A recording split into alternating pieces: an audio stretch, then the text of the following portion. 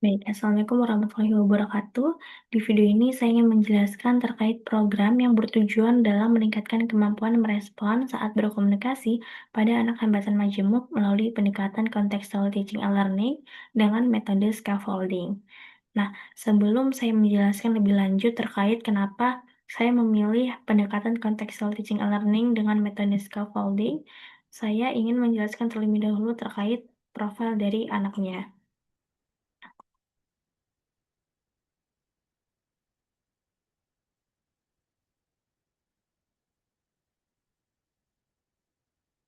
Nah, anaknya ini bernama Fitri, ia berusia 12 tahun dan menduduki kelas 6 SD dan kekhususan tunanetra dan autisme. Sebelumnya, Fitri ini menunjukkan ketertarikan terhadap interaksi sosial dan telah memiliki kemampuan komunikasi verbal dasar. Kemudian dalam aspek komunikasi ekspresifnya, Fitri sudah menunjukkan adanya fungsi komunikatif seperti meminta, merespon, dan mempertahankan interaksi dengan orang lain. Namun, kemampuan komunikasi tersebut belum sepenuhnya berkembang secara fungsional dan spontan. Jadi Fitri ini masih kerap mengulangi, obrolan atau mengulangi ucapan dari lawan bicaranya gitu, atau biasa kita sebut dengan ekolalia. Sehingga dari kemampuan dan hambatan yang, sudah saya ketahui ini, saya simpulkan bahwa Fitri itu memerlukan stimulasi dan pendampingan supaya komunikasinya itu lebih spontan, lebih fungsional, dan lebih kontekstual gitu. Nggak lagi kerap mengulangi ucapan dari orang lain. Nah, selanjutnya saya akan menjelaskan terkait kenapa saya memilih metode scaffolding.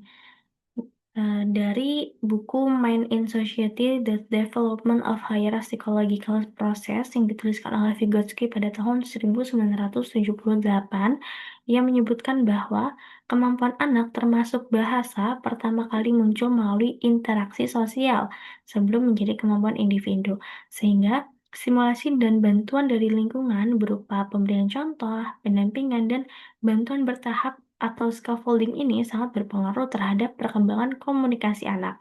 Kemudian hal ini pun dipertegas dengan eh, buku dari Educating Children with Autism yang diterbitkan oleh National Research Council pada tahun 2001. Buku ini menjelaskan bahwa anak dengan autism spectrum disorder itu akan lebih efektif belajarnya apabila pembelajarannya itu terstruktur, bermakna, dan disesuaikan dengan tingkat perkembangan anak.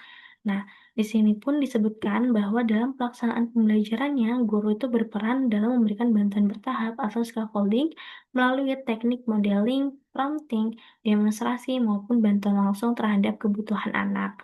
Jadi, di sini udah selinear ya, teman-teman, bahwa sebelumnya disebutkan di teori Vygotsky bahwa pembelajaran komunikasi itu akan lebih efektif, lebih mudah apabila melalui interaksi sosial dan scaffolding.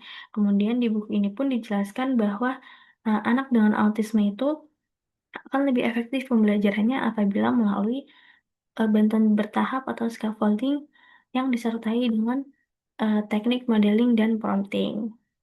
Nah, kemudian tadi juga saya ada mention terkait pendekatan kontekstual ya, CTL. Di sini, sebelumnya kita perlu mengetahui dulu terkait contextual based learning.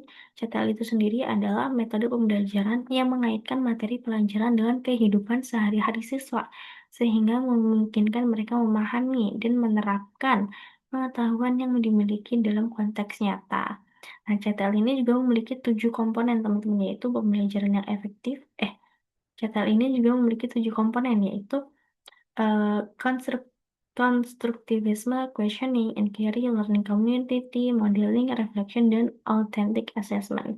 Nah, ini pun selinear dengan teori-teori sebelumnya, yaitu Vygotsky dan buku yang tadi, yang menyatakan bahwa pembelajaran komunikasi pada anak autis itu akan lebih efektif eh,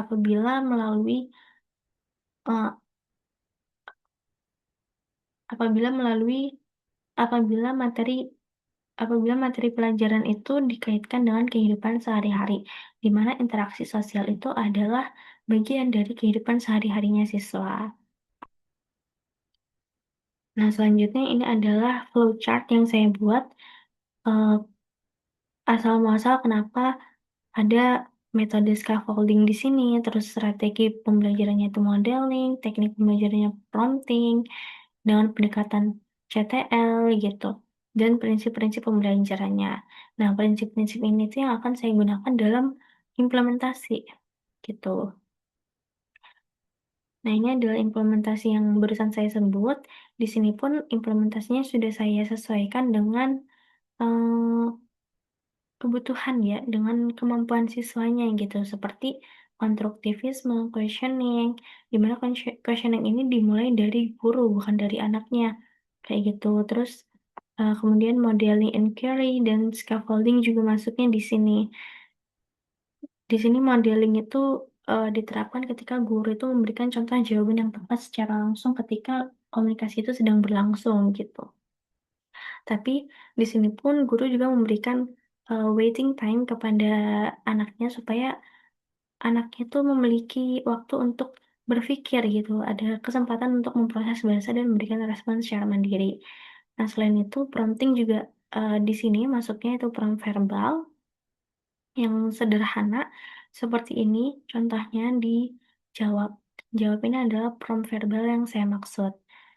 Seperti itu, kemudian dilanjut dengan scaffolding atau pengurangan bantuannya, di mana tadi ada prompt verbalnya sekarang udah nggak ada sekarang itu di tahap yang cuma setengah aja gitu bantuannya, seperti yang di contoh ini, sampai akhirnya anaknya bisa menjawab dengan mandiri.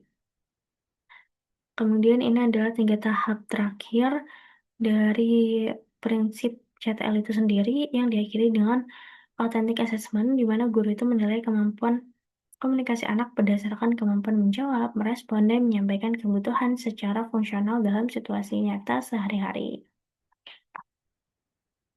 Begitu. Sekian penjelasan, alasan kenapa saya menggunakan pendekatan contextual based learning dengan metode scaffolding dan teknik prompting dan prompting dan modeling.